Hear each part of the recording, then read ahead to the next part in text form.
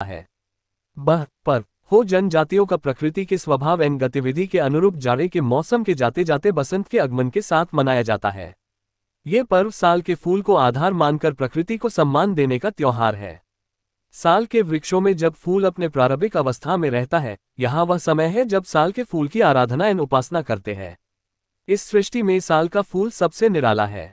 सृष्टि के मूल तत्व को समेटे हुए साल के फूल को हो जनजाति ने सम्मान पूर्वक अपनाया है। साल फूल की गरिमा वृक्ष से गिरने के बाद समाप्त हो जाती है, इसलिए फूल के फूटने से पूर्व ही पूजा अर्चना के लिए उपयोग किया जाता है।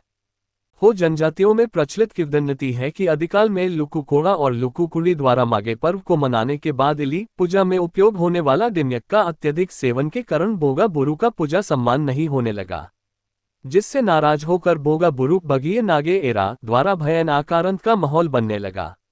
लुक्कुकोड़ा नशे में चूर रहने लगा और लुक्कुकुली जंगल एवं नदियों में दैनिक कार्य के दौरान बोनगांवों के द्वारा डराया जाने लगा। जब डर की सीमा असहनीय हो गई तो लुक्कुकुली गुस्से से तमातमाती हुई नशे में चुर लुक्कुकोड़ा को अपनी लतों से प्रहार किया, जिससे लुक्कुकोड़ा का नशा हिरण हो गया और लुक्कुकोड़ा ने अपने ऊपर हुए प्रहार को प्रयोजन पूछा।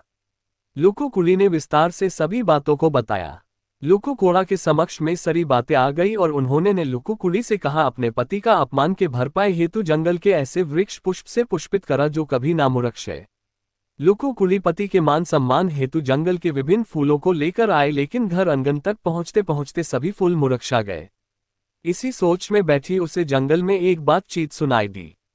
पावई बोगा अपनी प्रेमिका जायरा से बातचीत के क्रम में लुक्कुकुली के दुखों का जिक्र करते हुए निदान भी बताया कि यदि लुक्कुकुली पूर्व में 7 योजन और 7 पहाड़ों को पार कर जाएगी तो वहां साल के वृक्षों वन मिलेगा।